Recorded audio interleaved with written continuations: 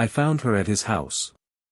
That house, hidden in the streets of Chicago, far from any eyes that could reveal them. I hadn't been invited, but I knew exactly where she would be that night. Her lies were no longer enough to hide the obvious. They thought they could trick me, leave me in the dark forever. But at that moment, when I walked through the door and saw her back, smiling in a way she hadn't done to me in months, everything fell apart. She hadn't seen me yet. The party music drowned out my footsteps, the disguised whispers, the complicit glances. My heart beat faster, my breathing became heavy. It was her, the woman I loved, the woman I shared my life with, and now, she was here, in the arms of another man. The seconds before his reaction were eternal. In an instant, the entire scenario of my married life shattered before my eyes. Trust, complicity, family. Nothing else mattered. All that was left was the raw truth. She turned around, and the shock on her face was clear. She didn't expect to see me there, not like that. For a moment, I thought she would regret it, run to me and beg for forgiveness. But what I saw was different. She didn't apologize. She didn't cry.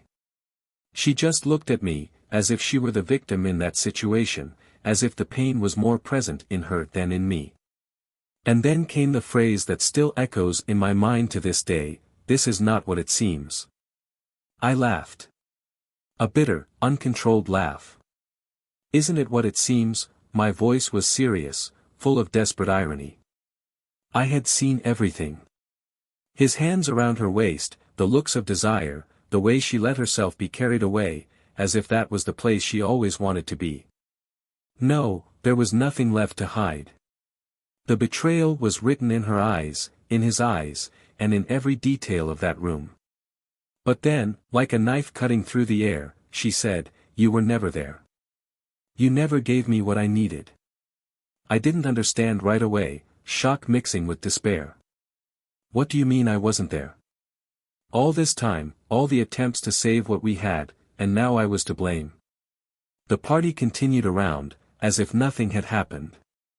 But there, at the center of my crumbling world, were the three of us, me, her, and him. And I realized that the deepest wounds are those that come from where you least expect them. The ground seemed to open up beneath my feet, and the only thing I could think was, how did we get here? She kept talking, her words hitting me like invisible blows. "You walked away, left me alone, cold. There was nothing between us anymore. Not the way it was before." I watched her, trying to understand every word, but at the same time, it was as if I were outside my own body, seeing everything from afar, like a stranger. She tried to justify the unjustifiable, painting betrayal as a consequence, not a choice. And in the end, I was to blame. "You did it," she repeated. "You lost me before you even knew you had me." Her words cut deeper than anything else. The lover beside her said nothing, just watched, as if he knew that that moment was entirely ours, that he had no place there, despite being the reason for everything. What should I do? Leave? Confront them?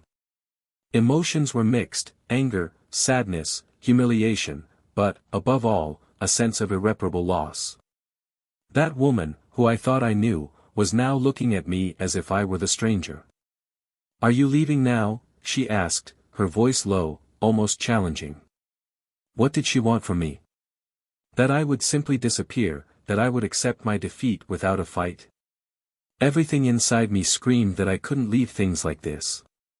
But what if she was right? What if I really was to blame for all this? The silence between us grew, heavy, suffocating. The answer seemed obvious, but I couldn't find the words. What would I say to her? That it was her fault. That she had destroyed our lives. Or that, perhaps, on some level, I had lost her long before I realized. The party lights danced around us, the laughter of the other guests echoing through the room as if we were in a parallel universe, where betrayal and pain were just an insignificant detail. But for me, that was everything. My life, my marriage, my world. Everything was falling apart, and what was left was the question I never thought I would have to ask: why did you do that? She didn't respond right away. And maybe, deep down, I knew I would never have an answer that made sense. Because betrayals never make sense, not when you are on the side of the person who was betrayed. And now, I was in this place. I lost my wife to the man who stood next to her, but more than that, I realized that I had already lost her long before that night. But why was she so calm, so sure that it was my fault? I was ready to hear his answer, ready to discover how far this betrayal had taken root. There was something more, something she hadn't said yet, and for some reason I knew this revelation would change everything. Now, the only thing left was to find out, what was she still hiding from me? The room was softly lit by street lights. The windows were large, allowing reflections from the wet asphalt to create a chaotic pattern on the living room floor. He sat on the dark brown leather couch, his elbows resting on his legs, his hands covering his face while his head hung low. He couldn't understand at what point everything had changed. The air in the house, once warm and welcoming, now seemed thick, filled with a tension that he couldn't describe, but that oppressed him with every passing second. Sarah, his wife, was in the kitchen. He heard her moving around, opening and closing cupboards, preparing something he knew he wouldn't eat. Over the past few weeks, dinners had become awkward silences interrupted only by the clanking of cutlery.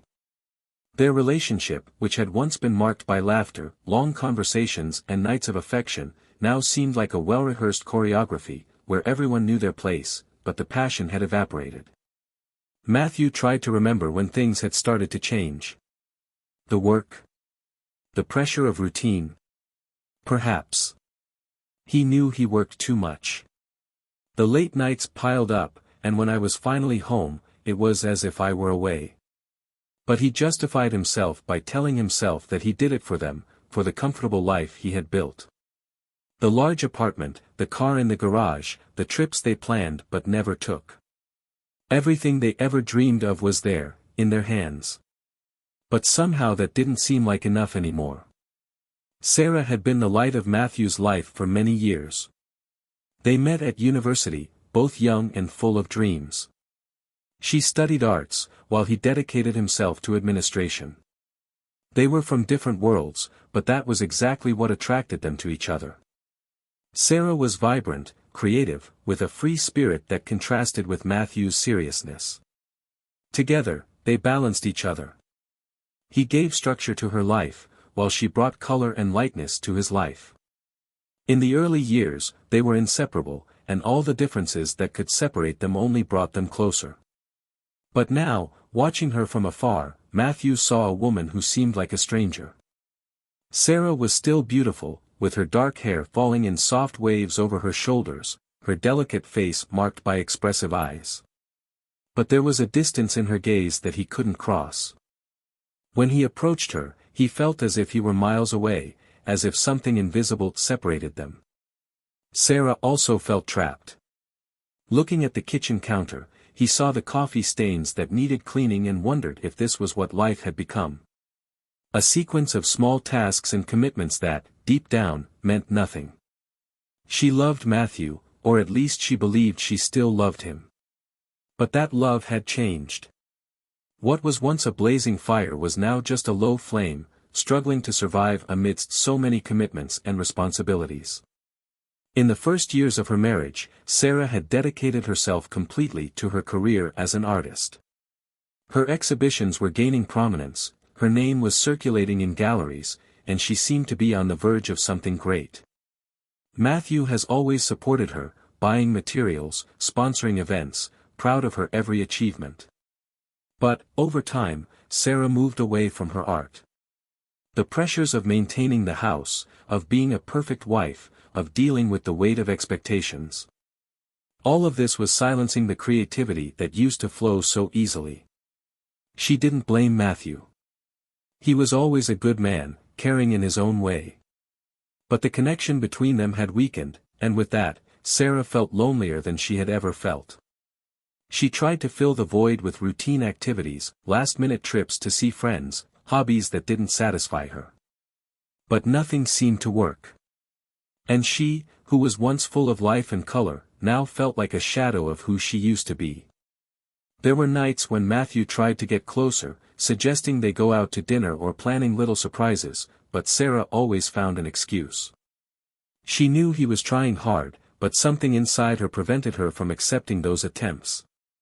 She felt uncomfortable in his presence, as if his mere existence was a constant reminder of what life had become, an invisible prison, without bars, but equally suffocating.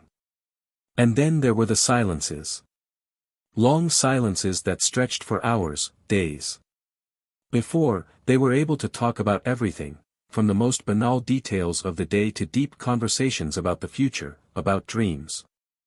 Now, any word exchanged between them seemed forced, as if they were speaking out of obligation rather than a desire to communicate.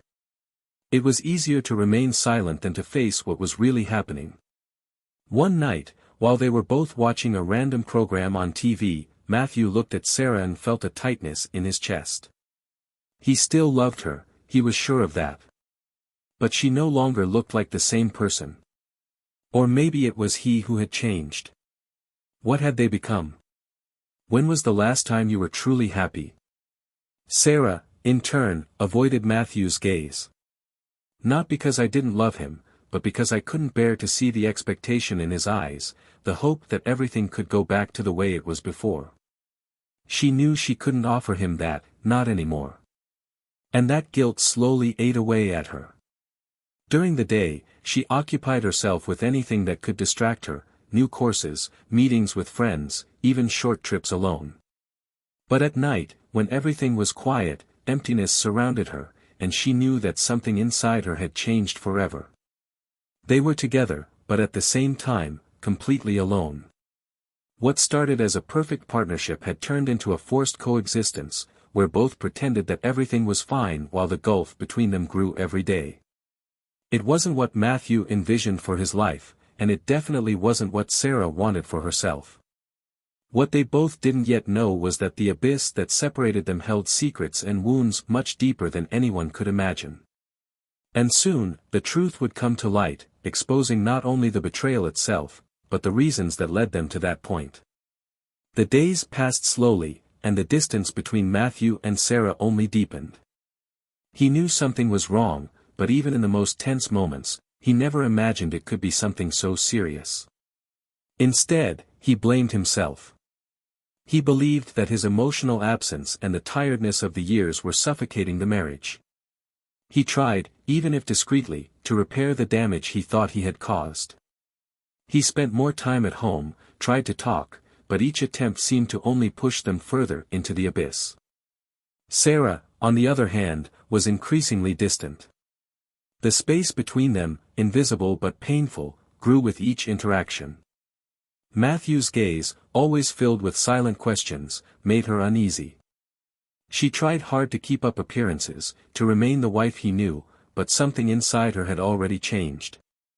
And now, she couldn't pretend anymore. Over the past few months, Sarah had found herself involved in something she had never imagined. An unexpected invitation to an exhibition, an old friendship that had suddenly resurfaced. He, the lover, was a man she knew well. Someone who had been part of his past, a comforting presence in the midst of his emotional crisis. At first it was just an escape, something without intention. But over time, the relationship deepened, and Sarah found herself involved in a way she could no longer control. Sarah's departures became more frequent. Occasionally she would mention a friend, a work event, but Matthew would notice the details that didn't make sense. The excuse of a meeting that ran late or a weekend trip with a friend whose stories were inconsistent. He wanted to trust her, he always had. However, the feeling that something was being hidden was impossible to ignore. One night, Matthew decided to take action.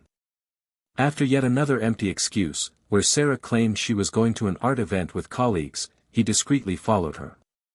His heart pounded as he drove, trying to ignore the growing pain in his chest. He wanted to be wrong, he wanted it to be just paranoia resulting from his own insecurity. But when he saw her car parked on a side street, certainty came like a punch. He parked a little further away and walked slowly. The building seemed inconspicuous, with nothing special except for the faint glow of lights coming from a window on the second floor. He knew it was there. The sight of Sarah smiling outside the door, waiting for someone, shattered any last hope he still held. The lover appeared next, and Matthew recognized the face immediately. It was someone he had seen before, someone close enough to never arouse suspicion. Matthew felt his world collapse when he saw them together. He watched the two disappear through the door, and what followed was a deafening silence. The emptiness inside him was absolute, as if everything he knew and loved had been ripped away in a single blow. Every step he took toward the building felt heavier, as if the ground was about to give way beneath his feet. He hesitated for a moment in front of the door, the muffled sound of voices and music escaping through the cracks. He walked up the stairs slowly, his hands shaking and his heart racing. The corridor seemed to stretch endlessly, but the door in front of him was slightly open, inviting him to enter. He gently pushed the door open and found the room full of people. The sound of music and laughter filled the room, but their eyes were fixed on a single point. In the center of the room, Sarah was there. The dress she wore was different from the one she usually wore when she went out with him. Her hair was done in a way he knew she never did for him. And, next to her, her lover. They spoke in whispers, too intimate, too close. And then, in the middle of exchanging glances, their bodies leaned towards each other, and the kiss happened. Matthew didn't know if what hit him first was anger or despair. He froze for a second, unable to process what he saw. The touch of her lips on another man, the way she seemed so surrendered, as if this was what she always wanted. That image destroyed him. Time seemed to slow down as he tried to find an explanation, a reason for what was happening. The memories of all the years together flashed through her mind, the youth, the promises, the love that once seemed unwavering. And now, everything was falling apart, before his eyes, in the most brutal way possible. The truth was there, naked and raw, and he could no longer run away from it. When Sarah finally saw him, shock washed over her face. She froze, and the entire room seemed to stop for a moment. Matthew stood in the doorway, and the world around them disappeared. She tried to say something, but the words wouldn't come out. He didn't need to hear it.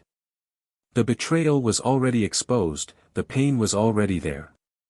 Without saying a word, Matthew turned and left.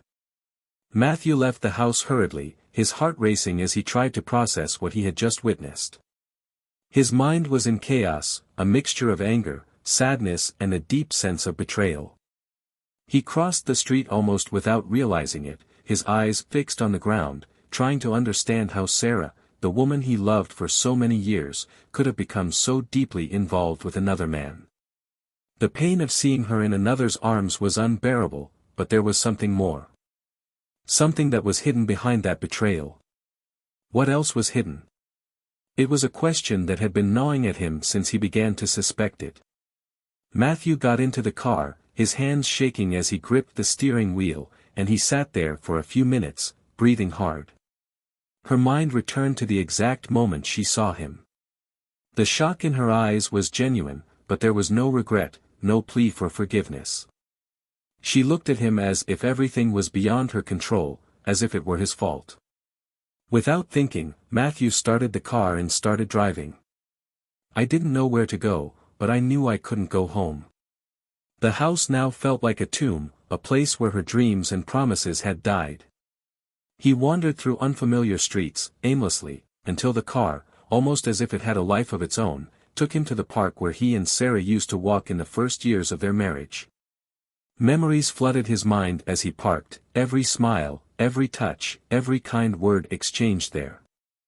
Everything seemed so far away now, as if it belonged to another life. As he walked through the park, the cold night cutting into his face, Matthew felt the weight of what had yet to be said. He knew there was more, that the betrayal was just the tip of a much larger iceberg. And now, more than ever, he needed answers. I needed to face Sarah, confront her, and hear the truth, no matter how painful it was. Sarah was panicking. After Matthew's devastating look, she knew nothing would be the same. The confrontation he had avoided for so long was now at his doorstep, and there was no longer any way to escape. She left her lover's house hurriedly, ignoring his questions, and headed home with her sweaty hands on the steering wheel. The weight of silence in the car was suffocating. I knew Matthew would want explanations, and worse than that, I knew the guilt he had carried for so long was about to turn into something much darker. She walked into the house, her shoes echoing on the cold living room floor. The house seemed deserted, but she knew Matthew was there, somewhere. He always came back to face situations, he never ran away. The fear in her chest was different from what she felt when thinking about betrayal. The fear now was that he knew everything.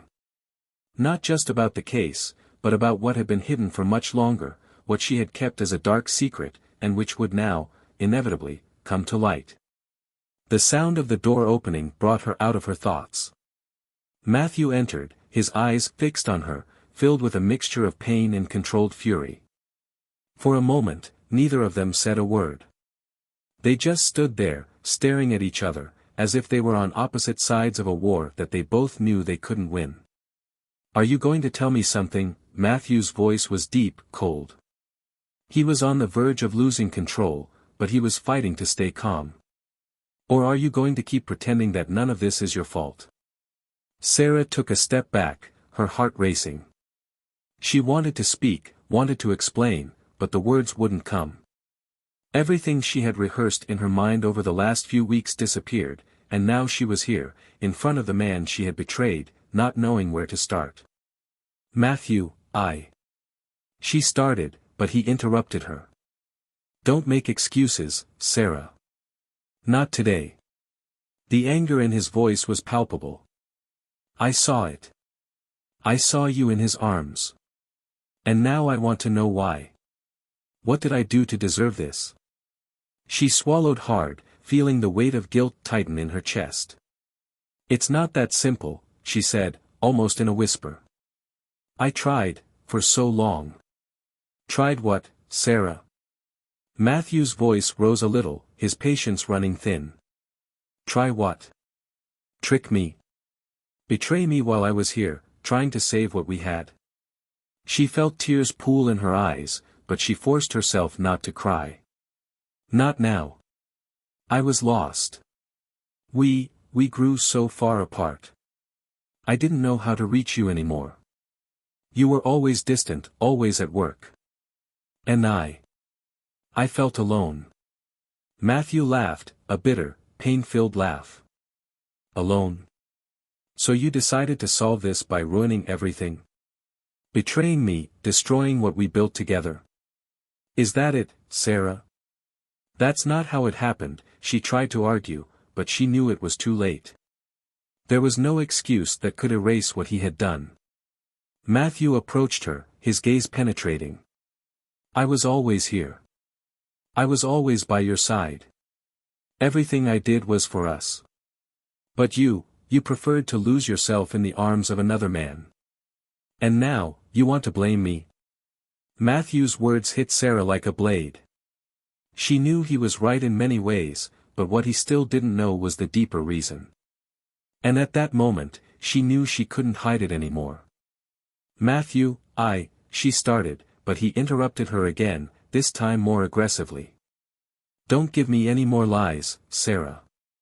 Don't give me empty justifications." He took a deep breath, trying to control his anger. "You made your choice. Now I just want to know one thing, was it just once? Or has this been going on for longer?" Sarah lowered her head, unable to look at him. Matthew remained silent, waiting for an answer that, deep down, he already knew what it would be. "It wasn't just once," she admitted, her voice breaking. "It's been like this, for months." Matthew felt the ground crumble beneath his feet. Months. The time when he was trying to reconnect with her, when he was willing to change things, and she was already involved with another man. He took a step back, as if the weight of the revelation had hit him physically. "Months," he repeated in disbelief. "While I was here, you were with him?" All these days, you were cheating on me and pretending everything was fine. Sarah no longer had the strength to respond. She knew that every word that came out of her mouth was like a stab in Matthew's heart, but there was no going back. The silence between them was suffocating, and Matthew finally said, his voice lower, "Why, Sarah? Why did you do that? Why didn't you come to me? We could have worked things out. I loved you. I love you." She looked at him, her eyes full of regret but also something more. Something that Matthew couldn't understand, but that would soon make perfect sense. "I tried, Matthew," she murmured. "I tried to tell you, but you never listened. And now it's too late." Matthew took a deep breath, trying to contain the tears that insisted on emerging. He had never felt so vulnerable, so destroyed inside. Sarah was there, in front of him, the woman he had built a life with, and now, she was almost unrecognizable to him. He took another step towards her, his heart sinking. "What else aren't you telling me, Sarah? I feel like there's something more. Something you're hiding from me."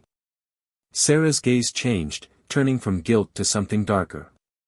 She knew the moment had come.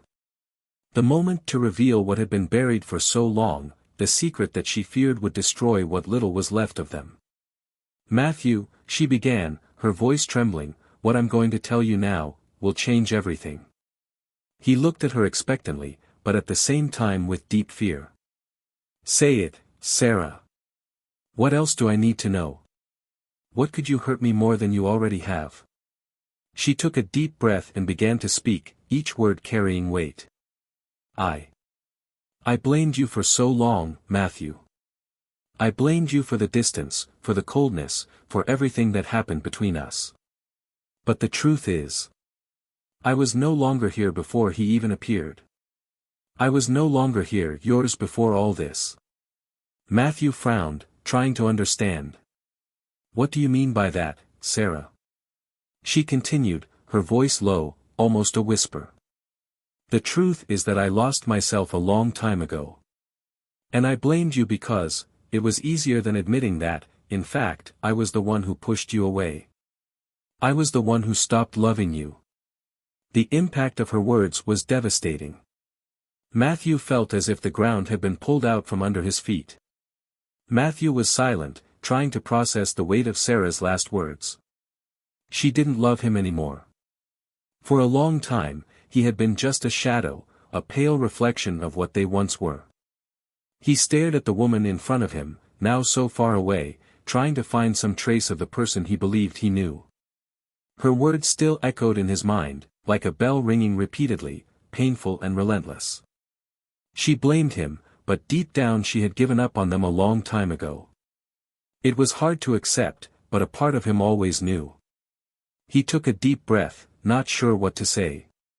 His chest hurt with the mixture of anger, hurt and an almost suffocating sadness. Sarah's revelation wasn't just about physical betrayal. It was much deeper. Their love, which was once the basis of everything they built, no longer existed. And at that moment, Matthew felt the weight of his helplessness. He couldn't fight for something that had been gone for so long. Sarah, on the other hand, felt exposed, vulnerable. Finally, he had told the truth, but when he saw the expression on Matthew's face, he realized that the pain he felt was much greater than he imagined. She knew there was no going back, that the frankness she feared so much now separated them definitively. It was as if a bridge had been burned between them, leaving only the ashes of what had once been a relationship full of promises and dreams. Matthew looked at the ground for a long moment, trying to find the strength to respond. When he finally lifted his head, his eyes were fixed on hers. There was no longer anger in his eyes, just a deep sadness. "So that's it?" he asked, his voice low, almost a whisper. "Everything we lived through, everything we built, was destroyed by something you decided not to tell me?" Sarah wanted to respond, wanted to find the right words to ease the pain she saw on his face, but she knew there was nothing she could say to change what she felt.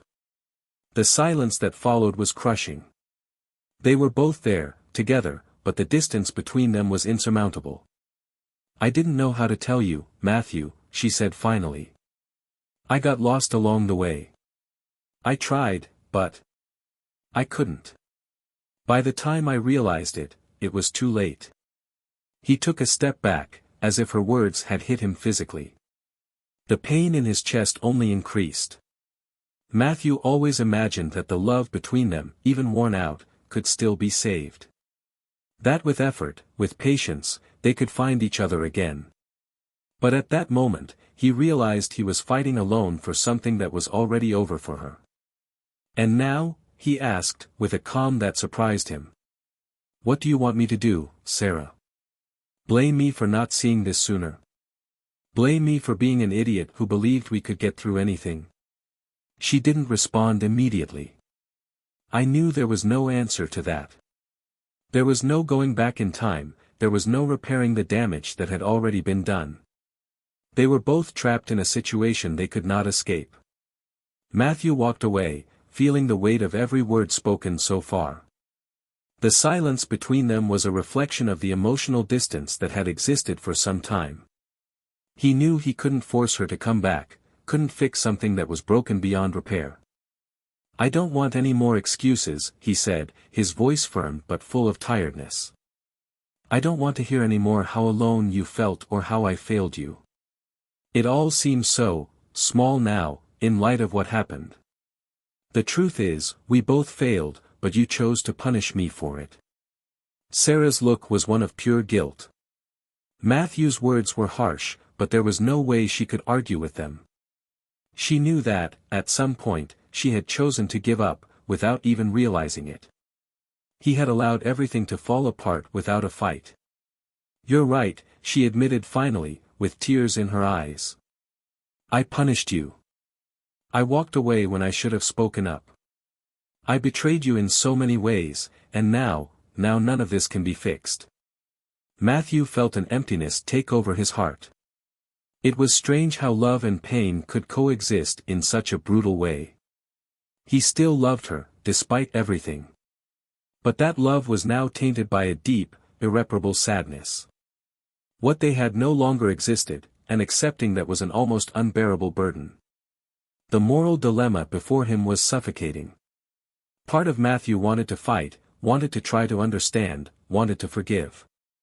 But another part knew that Sarah's betrayal, both physical and emotional, was a point of no return. How could he move forward knowing he had been betrayed in every way possible? How could he continue to be by her side knowing that she had already given up on loving him long before any infidelity? Silence reigned between them again, a silence filled with everything that was never said. Sarah, head down, waited for a decision she didn't have the courage to make. And Matthew, still in shock, knew that whatever choice he made in that moment would change their lives forever. He turned around, slowly walking towards the door, without looking back. He didn't know what to do or what to think. "The only thing I knew was that after that night, nothing would be the same." The decision he needed to make still weighed heavily on his heart, but for now, he just needed distance. Matthew drove for hours that night. The silence inside the car was disturbing, and the headlights illuminated the path in front of him, but his mind was lost in a whirlwind of thoughts. The dilemma of forgiving or abandoning Sarah consumed him, but the betrayal was a weight he didn't know how to carry. He always imagined that, in time, the love between them would survive any storm. But now, he realized that it wasn't just a case of a mistake or an emotional deviation. It was a deep break, a scar he could never ignore. The next morning, Matthew made his decision. When he returned home, he found it empty. Sarah had left, leaving a letter on the dining table, explaining that she was going away for a few days to give him space. He knew she wanted to avoid confrontation, but at that moment, all he felt was relief. He needed this distance to see the situation clearly. Without delay, Matthew began to pack his things. He knew there was no going back. The pain, the betrayal, everything was too unbearable to repair. With his bags packed, he left the house he once called home, without looking back. There was nothing left there for him. The person he thought he loved no longer existed, and what was left between them was just emptiness. The days that followed were lonely for Matthew, but also reflective.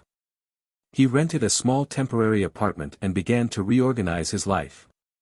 Divorce, although painful, was inevitable. He had already started the legal process, without major discussions or disputes. He just wanted to move on, rebuild his life without carrying the weight of the past. Sarah, on the other hand, found herself completely alone. The lover, who once seemed like an escape from his problems, was no longer interested. He had disappeared from her life the moment she found out that Matthew had discovered the affair. Sarah, who once saw herself as a strong and independent woman, now felt lost, aimless.